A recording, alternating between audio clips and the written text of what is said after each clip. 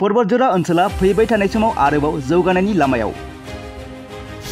पर्बतजरायाव मेगननि hospital rail coach factory बानायनो थांगासिनो दं बिटिआर सरकारा। बिटिआरनि गाहाय मावफुं सोद्रोमा प्रमद बर'नि फोरमायथि। कम दिনৰ ভিতৰতে এখন আইচ হস্পিটালৰ আধাৰশিলা হ'ব, এখন পলিটেকনিকৰ কাম আৰম্ভ হ'ব আৰু লগতে ৰেল কোচ ফেক্টৰি 300 কোটি টকা ইতিমধ্যে চেংচন হৈ আছে। नंगौ क'क्राझार जिल्लानि पर्बतजरा महकुमानि सिङाव थानाय काजिगावआव मैया हा गैजायै गं 1245 नखरफोरनो हानि फोरमान बिलाइ गथायना होनाय हाबाफारियाव गाहाय मावफुं सोद्रोमा प्रमद बर'आ माखासे बाथ्रा फोरमायदों।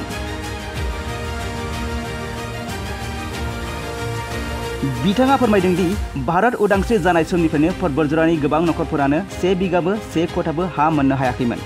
नाथाय जों जोंनि सरकारनिफ्राय 1245 नखरफोरनो हानि फोरमान बिलाइ होनो हाबाय।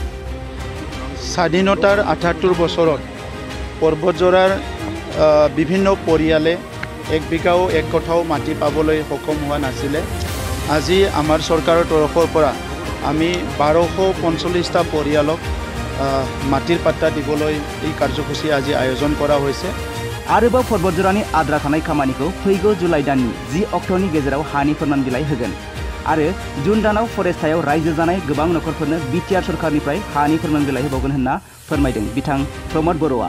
पर्बतजरात আৰু পেণ্ডিং 1500 কেছ আছে। তেনেকুৱা এই 1500টা পৰিয়ালকো আমি জুলাই মাহৰ 10 তাৰিখৰ ভিতৰতে মাটিৰ পাট্টা দিয়া হ'ব। এইটো অলৰেডি প্ৰিপাৰেশ্যন চলি আছে আৰু লগতে সংযোজন কৰিছোঁ ইয়াত 800টা পৰিয়াল আছে যিসকলে ফৰেষ্টত বসবাস কৰে কিন্তু তেখেতসকলে ভূমিৰ পাট্টা পাবলৈ লেণ্ড এণ্টাইটেল পাবলৈ ইলিজিবল।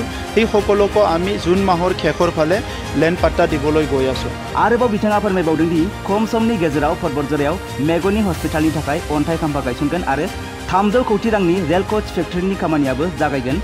बेजों लोगोसे पर्बतजरा आरो टिपकायाव सुजित नार्जारिनि अडिटोरियामबो लुफुंनाय जागोन। बेनि अनगायैबो 5 कोटी रांनि बिरसिलागां मिनि स्टेडियामखौ पर्बतजरायाव लुफुंनाय जागोन आरो रुपसी एयारपर्टखौ जौगाहोनायनि खामानियाबो जागोन।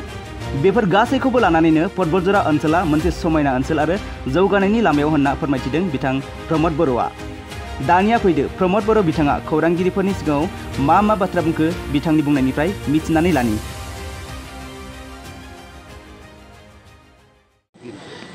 স্বাধীনতাৰ ৭৮ বছৰত पर्बतजरार বিভিন্ন পৰিয়ালে 1 বিঘাও 1 কঠাও মাটি পাবলৈ সক্ষম হোৱা নাছিলে।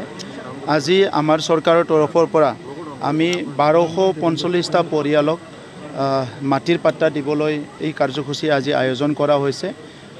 মই আচৰিত হৈছোঁ গম পাই পেলাই আমাৰ বড়োসকলৰ এজন আগশাৰীৰ সাহিত্যিক সাহিত্য একাডেমি বঁটা পোৱা আমাৰ সকলোৰে শ্ৰদ্ধাৰ জনিল কুমাৰ ব্ৰহ্ম ডাঙৰীয়াৰো মাটি নাছিলে আৰু আজিহে তেখেতে 2 কোঠা 10 লিচা মাটি পাইছে।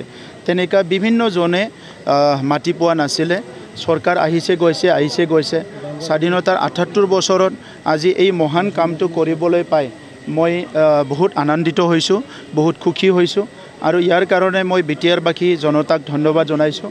তেখেতসকলে UPPL চৰকাৰ আনিলে আৰু তাৰ পিছত আমি এই কামখিনি কৰিবলৈ পাৰিলোঁ।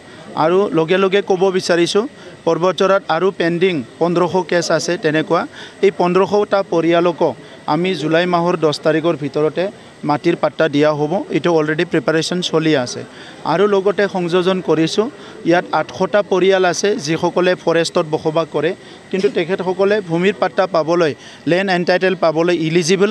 সেই সকলকো আমি জুন মাহৰ শেষৰ ফালে লেণ্ড পাট্টা দিবলৈ গৈ আছোঁ।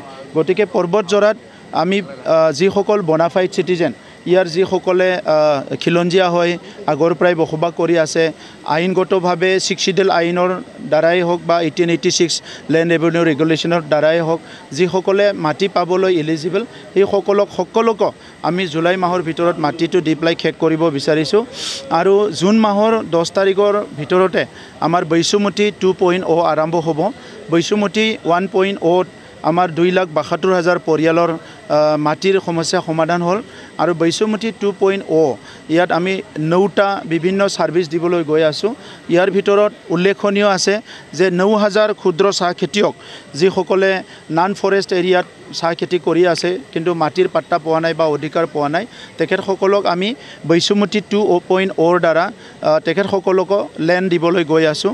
আৰু লগতে প্ৰায় 47,000 আমাৰ পৰিয়াল আছে যিসকলে সম্পূৰ্ণ লেণ্ডলেছ। আমাৰ এই খিলঞ্জীয়া মানুহ হয়, কোনোবা বিভিন্ন জনগোষ্ঠীৰ হয়। চ' সেই জনগোষ্ঠীৰ 47,000 পৰিয়ালৰ ভিতৰত প্ৰায় 26,000 পৰিয়াল আমি ষ্টাডি কৰিলোঁ, তেখেতসকলে ইলিজিবল হয়। সেই সকলোকে 47,000ৰ ভিতৰত 46,000 ইলিজিবল হয়। তেখেতসকলকো আমি লেণ্ড এণ্টাইটেলমেণ্ট দিবলৈ গৈ আছোঁ। সুপ্ৰিম কোৰ্টৰ কিছুমান গাইডলাইন আছে PGR VGR, এই গোটেই ফ'ল' কৰি পেলাই আমি সেইটো কৰিবলৈ গৈ আছে। পৰ্বতজোৰা হিচাপে এটা সময়ত এটা নেগলেক্টেড এৰিয়া আছিলে। আমাৰ চৰকাৰ অহাৰ পিছত গুৰুধাম নিৰ্মাণ কৰাৰ পৰা আদি কৰি ইয়াত ৰাস্তা ঘাট বহুতখিনি নিৰ্মাণ হ'ল আৰু কম দিনৰ ভিতৰতে এখন আয়ুষ হস্পিটেলৰ আধাৰশিলা হ'ব, এখন পলিটেকনিকৰ কাম আৰম্ভ হ'ব আৰু লগতে ৰেল কোচ ফেক্টৰী 300 কোটি টকা ইতিমধ্যে চেংচন হৈ আছে, ইয়াৰ কাম আৰম্ভ হ'ব। আৰু একে সময়তে আমাৰ সুজিত নাৰ্জাৰী অডিটৰিয়াম দুটা, টিপকাই আৰু পৰ্বতজোৰা দুটা, আমাৰ বাঁশবাৰীত দুটা অডিটৰিয়ামৰ নিৰ্মাণ হ'ব। 5 কোটি টকাৰ আমাৰ বীৰ চিলাগাং যিটো ষ্টেডিয়াম, মিনি ষ্টেডিয়াম, এইটোও ইয়াত নিৰ্মাণ কৰা হ'ব। গতিকে এতিয়া পৰ্বতজোৰা বড়োলেণ্ড অঞ্চলৰে সবচে সুন্দৰ এটা অঞ্চল। ইয়াত আমাৰ ৰূপসী এয়াৰপৰ্ট আছে, এইটোও এক্সপানশ্যনৰ কাম চলিব। এই গোটেই কথাটো লৈ পেলাই পৰ্বতজোৰাৰ কাৰণে আমাৰ চৰকাৰৰ যি চিন্তা আছিলে 5 বছৰত, এইখিনি আমি অহা জুন জুলাইৰ ভিতৰত প্ৰায় 80 to 90% কাম কমপ্লিট কৰিবলৈ গৈ আছোঁ।